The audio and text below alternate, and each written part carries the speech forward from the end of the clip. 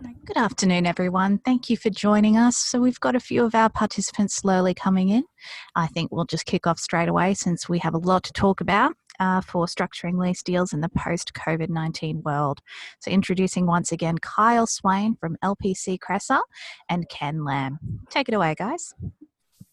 Cheers, thank you. Welcome everyone for week 8.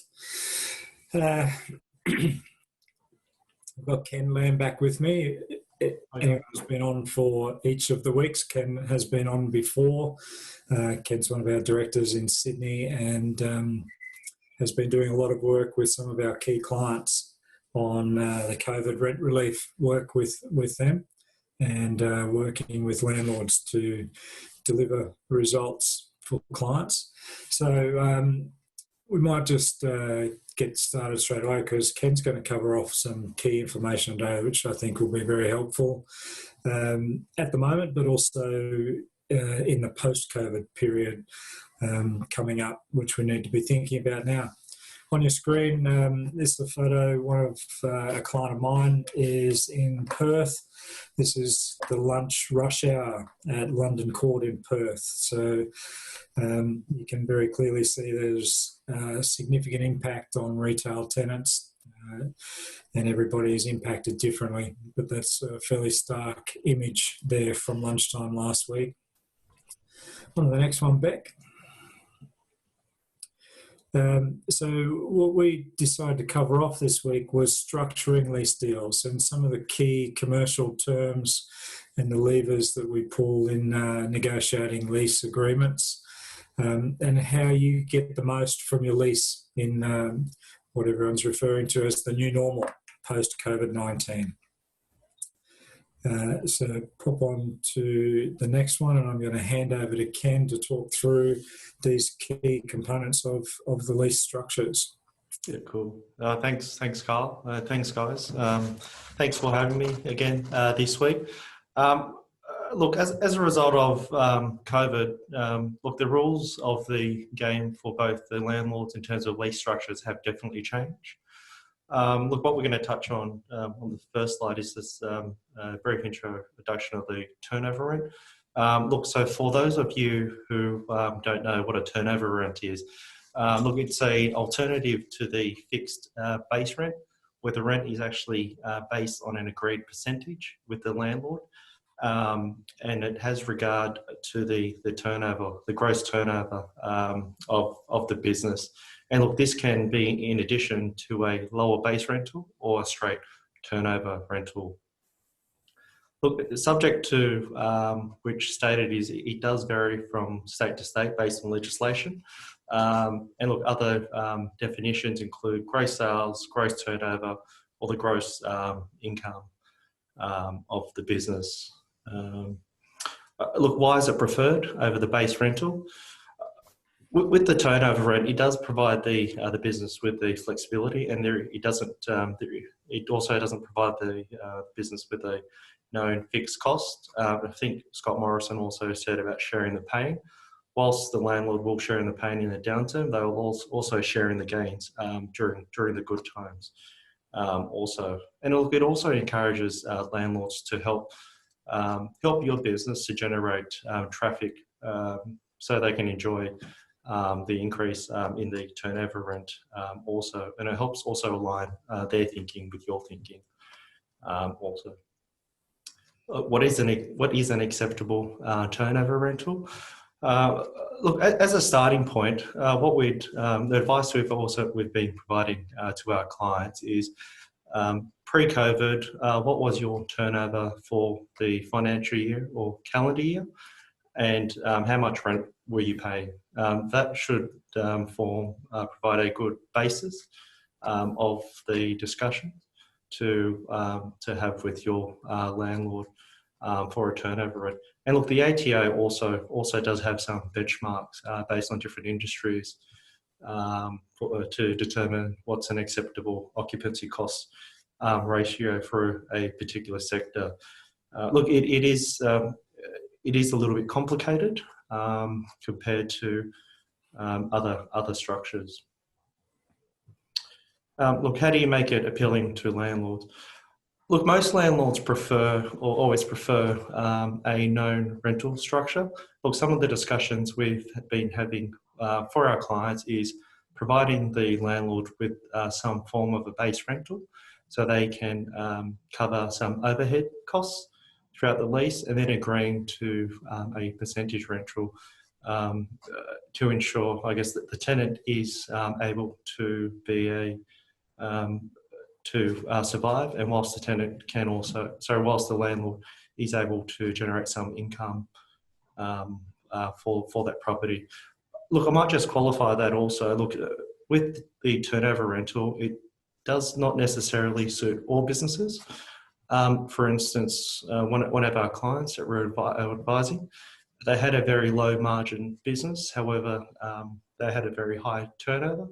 So before you enter into any discussions with the landlord, you just need to make sure that you have the appropriate margin in place when you're having those discussions. Cool. Thanks, Beck.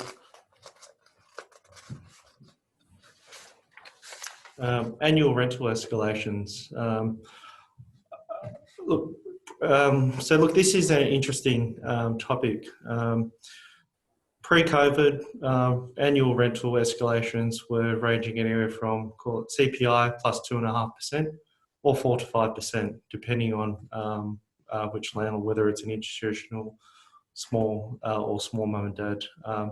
Look, as we're entering into a period of negative CPI, in our opinion, and based on advice we've been providing to our clients, it's pretty difficult for a landlord to insist on annual rental escalations pre-COVID. Are fixed increases dead? Look, the answer is probably no. Look, the ideal outcome would always be to negotiate a annual rental increase as low as possible. Look, some of the advice we actually provide to our clients, some of them actually prefer having a known rental structure, whereas others are happy to base it off the CPI or the inflation rate. Look, moving on to the next one, what is more desirable? Look, again, it does actually depend on the drivers of the business. Look, in a downward market or in a downturn market, a CPI is always preferred, given that the economy is going to have limited growth over the next 2 to 3 years.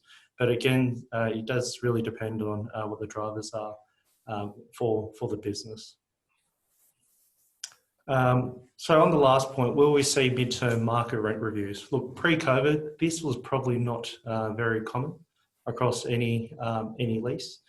Look, and typically the market rent review provisions typically occur at the end of the option or at the end of the lease.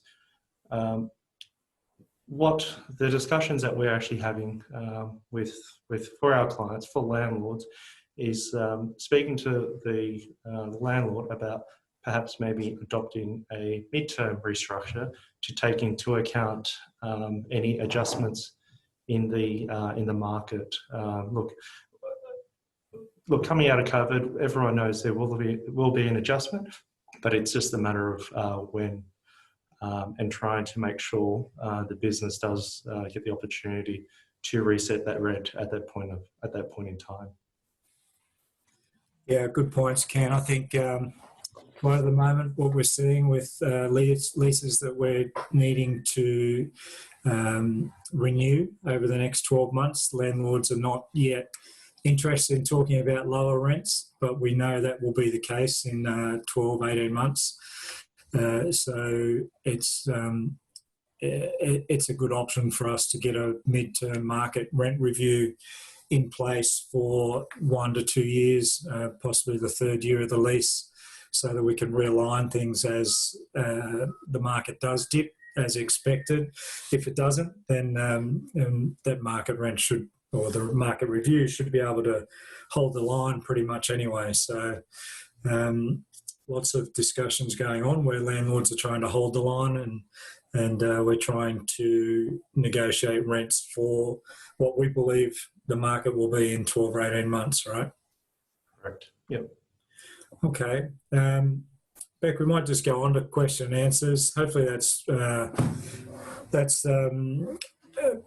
put some interesting information in front of people, and they can consider their lease positions over the next 12 to 24 months particularly. We wanted to open up to question time as usual and find out what's happening out there. I did put a little personal indulgence on last week, so on this one I've written, in case you were wondering. I did a bike ride on Saturday and raised just over $3,000 for the Motor Neuron Disease MND and Me Foundation here in Queensland. It is something that LPC gets involved in a lot. Globally, we have a foundation called Cresa Cares that donates to charities. So while this was more of a personal one, it's certainly in line with our LPC culture to provide fundraising and charity to charitable foundations and charities that do good work in the communities. So how are you going with questions, Beck? Have we got some this week we can address for people? We certainly do, and thanks very much for the update. We were all wondering how you would end up after Saturday. So I have had a question from Dennis. Could you please advise the status of the Code of Conduct in Queensland as far as legislation by the Queensland Government? Yeah, I can. My understanding is the regulations are out for review by some key people and bodies. The NRA is reviewing that document and others. That was about a week ago, so we're expecting the regulation to go before Parliament pretty much any time. I'd be surprised if it wasn't passed this week, but it's certainly imminent, and it will be nice to get that regulation, put the code into effect, and remove one more barrier to getting landlords to commit to the code and commit to the rent relief that our clients and retailers across the state are seeking. Thank you, Kyle. Our next question is from Kelly. I have asked my landlord for rent relief by email multiple times. Finally, they sent me an application form with quite a bit of info that needs filling in, which I'm getting done. I haven't paid my May rent, and the real estate agent is saying I need to pay the rent as they haven't yet received the application. They said they won't accept it unless everything is filled out, which I'm endeavouring to do. The real estate agent emailed saying if I don't pay the rent this month, then late fees are possible. Is this true? Do you want to tackle that one to start with, Ken? I guess the first question to Kelly does her business turnover less than $50 million, and does she fall under the code of conduct? So, yeah, that's the first thing we have to qualify, and then once let's presume Kelly is a qualified business under the JobKeeper program. He has just clarified, yes. Good work. You want to pick it up, Ken? Look, the code. Look, whilst the landlord has requested, depending on what information they've requested, look, if it's including ATO, BAS name, look, in our opinion, whilst you need to try and have in good faith discussions with the landlord. Looks, if it's quite extensive, look, some of the information requested could be deemed to be unreasonable and maybe perhaps even a tactic to delay. Look, under the code of conduct, if you fall under the code, Kyle, correct me if I'm wrong, the landlord can't issue you with a default notice under the lease. They have to work with in determining what would be appropriate. So I suspect what they're doing is just apply pressure on you to pay the rent. But under the code, you are actually eligible for rent relief based on the agreed proportion of the downturn in revenue. Yeah, Kelly, we've covered this a few times in the past couple of weeks, and I was speaking with Ken earlier this morning, just saying, constantly seeing this from landlords. It's actually not appropriate. We don't believe that it is in line with the code to seek significant financial data like BAS statements, P&Ls, tax returns, and all sorts of other things. What we are communicating to landlords is that under the code, there's definition 2 that I've mentioned before. It says accurate and appropriate financial information, which comes from an accounting software program or point of sale. It should be adequate. The key is that they're assessing impact on sales, not on your financial ability to repay anything. When you apply for the JobKeeper program and you're successful, then you are automatically considered a business in financial distress.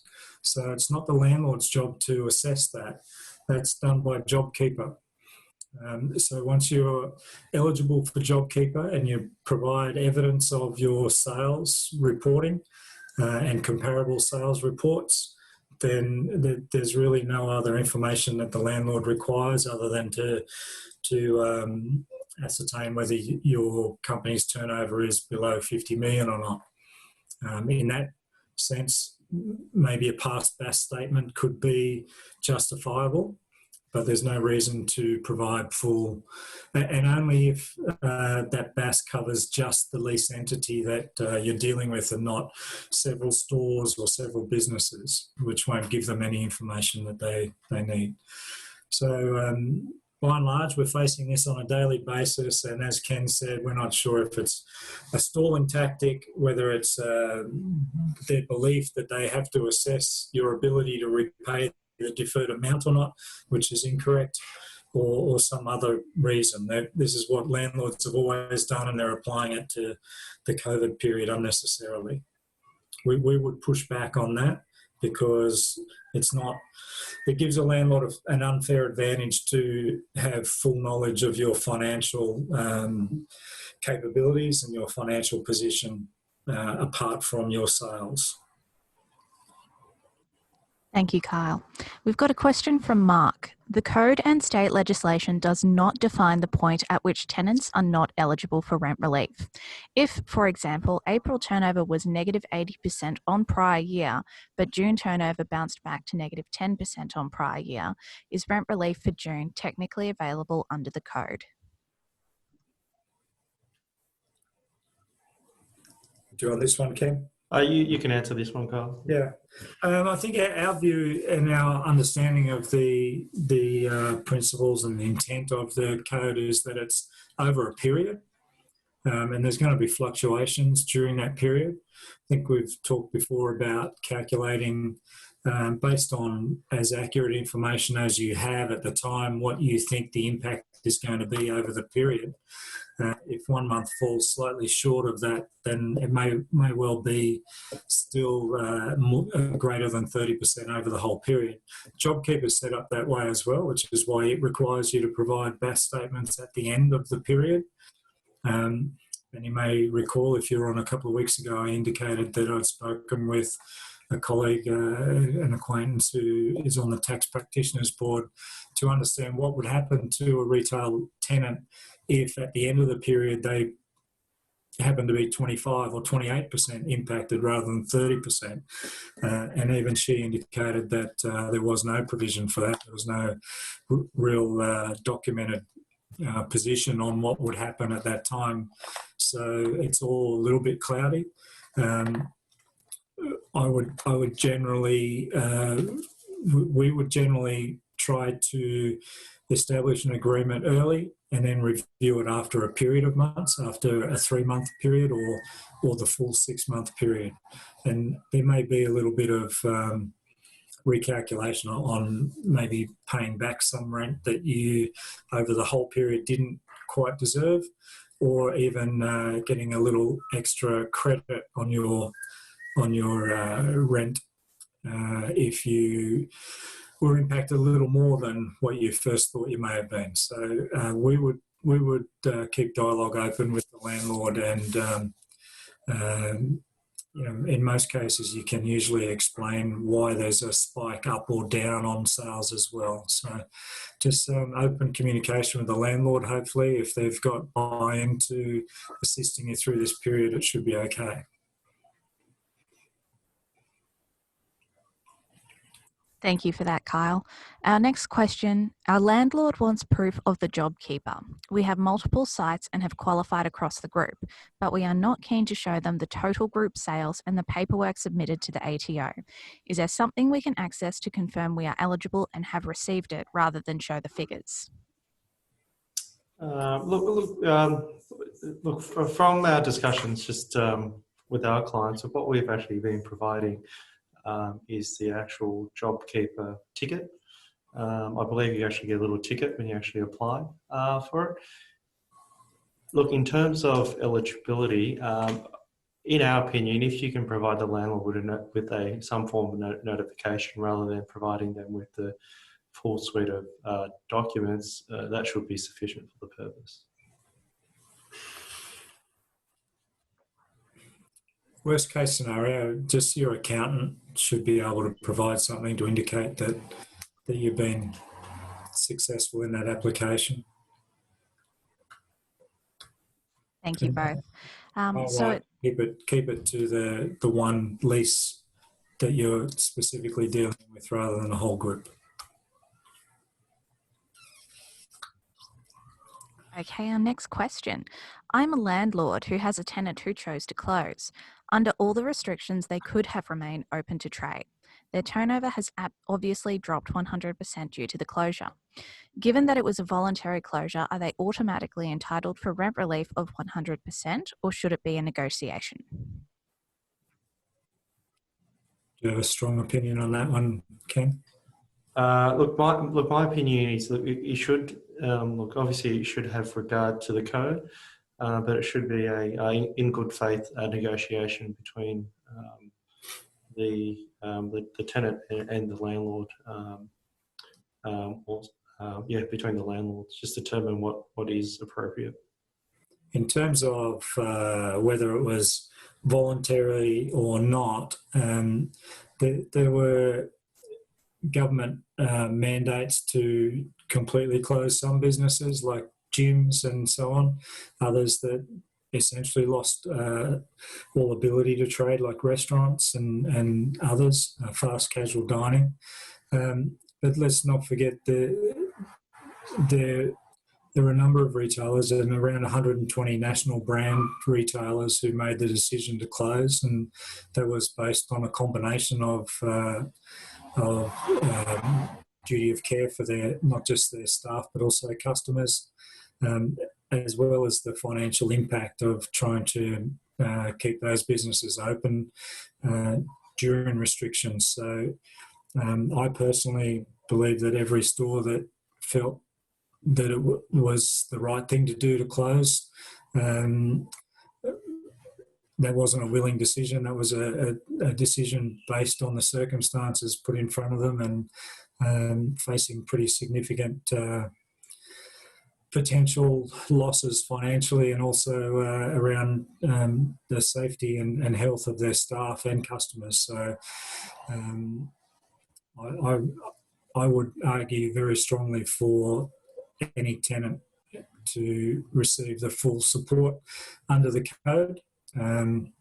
The only difference being that certainly where I'm representing gyms and a restaurant that has been forced to close and had no decision in that, I'm arguing much, much stronger for waived rent rather than deferred rent, whereas maybe the stores who made that decision to close when they could have traded and earned some money, then they're certainly covered by the provisions of the Act, of the code. But maybe it's fair to stick to the code in that situation. Thank you. Our next question from John. We are not eligible under the mandatory aspects of the code. On previous webinars, you said the code's principles apply to all, calling for amendments to lease arrangements agreed through good faith negotiations. What landlord behaviours would be regarded as bad faith negotiations? Examples, Ken? We've got some examples.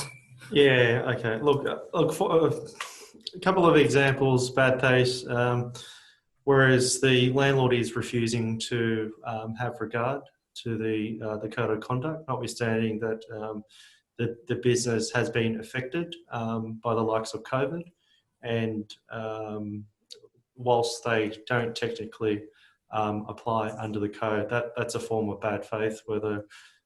Whereas an example is instead of providing some form of relief in terms of waiver, they've been insisting on deferring the rent, which is effectively now it's just deferring the paying, which doesn't fix, fix any solution, or certainly does not help a business during this time. So other examples are the question we had earlier, where landlords are demanding all sorts of financial information and proof of financial hardship for the company or the individuals, which is absolutely not in line with the code and the intent of the code and what's required under the code. And as Ken said, that could be a delaying tactic. If we make it hard enough, they'll just not worry about it, things like that. So we are seeing tactics by landlords that are seen not to be in good faith because they're not aligned to the objective of this whole thing, which is for both parties to benefit by both parties getting through this and surviving so that they can have continuity of business post-COVID. Any action by either party that is not aligned to that objective is simply not in good faith.